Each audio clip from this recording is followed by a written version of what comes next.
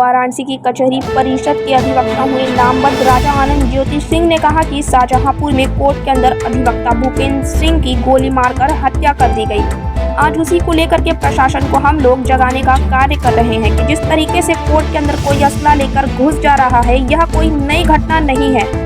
अभी इसके पहले दिल्ली के कोर्ट में भी गोली लग चुकी है और प्रशासन वकीलों के प्रति एकदम लापरवाह है। पूरे प्रदेश में कोर्ट के बाहर सिर्फ 2 होमगार्ड बैठा दे रहे हैं। वकील आ रहे हैं, क्लाइंट आ रहे हैं, असला लेकर आ रहे हैं कि बारूद लेकर आ रहे हैं, किसी को कोई मतलब नहीं है। तो प्रशासन को जगाने के लिए हम लोग यह कार्य कर रहे हैं।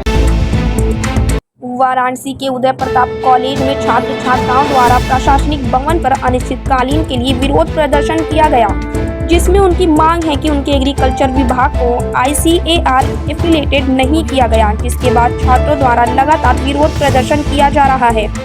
उनका कहना है कि इस मामलों में कॉलेज प्रशासन द्वारा कई दिनों से उन्हें झूठा आश्वासन दिया जा रहा है। समीर सिंह विशाल ने बताया कि अभी हम लोग जब धरने पर बैठे हैं तो कल प्रधानाचार्य के द्वारा लिखित सूचना दिया जा रहा था, लेकिन इससे पहले भी कॉलेज द्वारा लिखित आश्वासन दिया गया था, लेकिन कुछ नहीं हुआ। अब हम लोग अनिश्चितकालीन के लिए धरने पर बैठे हैं। जब तक ICAR एफिलिएटेड नहीं हो जाती तब तक हम लोग धरने से नहीं उठेंगे।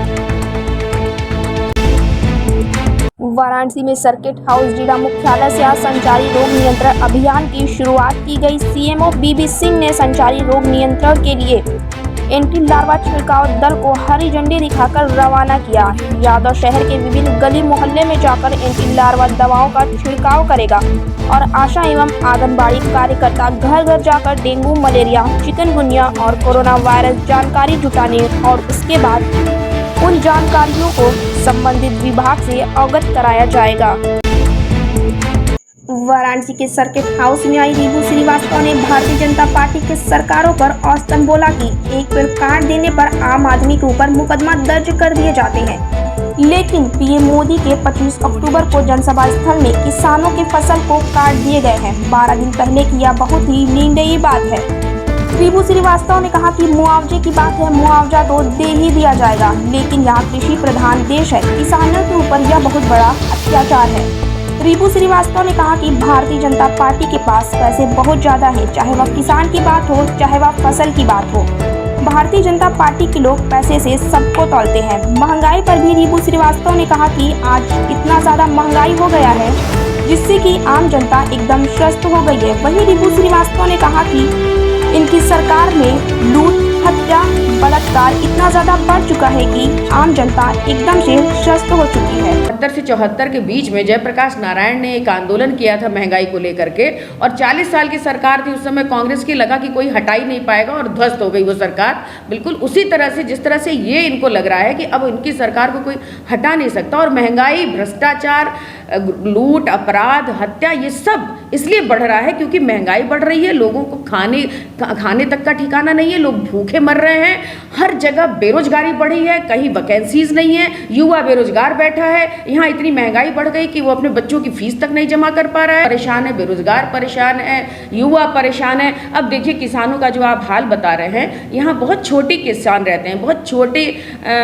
माप वाले किसान रहते हैं, उनके साथ ये अगर हो रहा है तो अपने आप में बहुत त्रासदी की बात है। और हमारे प्रधानमंत्री जी, जिनका कहना मतलब जो हमेशा सबके हित की बात करने वाले हैं, अगर वो भी उनके आने पर इस तरह से किसी किसानों का नुकसान होगा तो ये सिर्फ किसानों का नुकसान नहीं है, ये पूरी जनता का नुकसान है।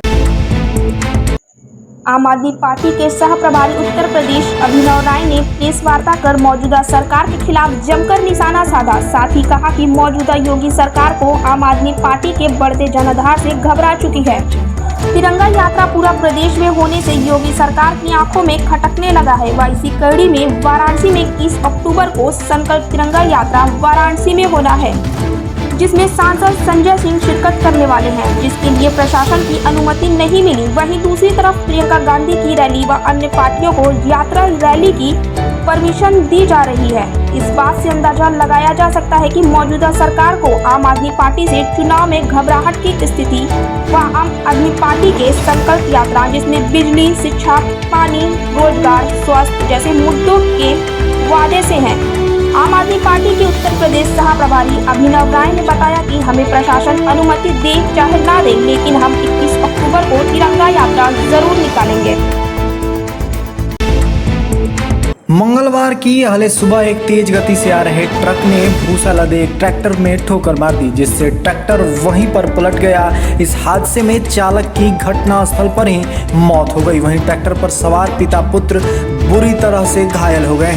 इनका इलाज सासाराम सदर अस्पताल में चल रहा है। प्राप्त जानकारी के अनुसार मृतक पखनारी गाँव का रहने वाला रोशन अली उम्र 19 वर्ष बताया जाता है। वहीं पखनारी गाँव के ही श्री पासवान उम्र 55 वर्ष व अंजन कुमार उम्र 29 वर्ष बुरी तरह से घायल हैं। पिता पुत्र ट्रैक्टर पर भूसा लाद कर उसे बेचने गांव से सासाराम जा रहे थे। उसी बीच ये हादसा हो गई। पैगंबर हजरत मोहम्मद साहब की यौम पैदाइश के मौके पर जुलूस मोहम्मदिया अरवल खानकाह शमसिया फरीदाबाद मुस्लिम पति कागजी मोहल्ला अरवल सिपाही न्यू अरवल से निकलकर विभिन्न मार्गों से गुजरा, जिसमें बच्चे नौजवान बुजुर्ग सभी काफ़ी संख्या में शामिल रहे। मोहम्मद की आमद मरहबा के नारों से गूंज रहा था आज का पूरा माहौल। सभी के हाथों में इस्लामी झंडा के साथ साथ तिरंगा झंडा भी जुलूस में दिखाई दिया और एक दूसरे को सभी लोग मुबारकबाद और बधाइयाँ देते रहे। कश्मीर में लगातार बिहार यूपी के हिंदू मजदूरों को पहचान कर आतंकियों द्वारा हत्या कर दिए जाने एवं बांग्लादेश में इस्कान मंदिर के पुजारी को मार देने के विरोध में मंगलवार की संध्या अरवल जिले के किंजर प्रखंड में कैंडल मार्च निकाला गया। कैंडल मार्च में किंजर बाजार के स्थित ब्राइट कोचिंग सेंटर के छात्रों ने बढ़कर हिस्सा लिया।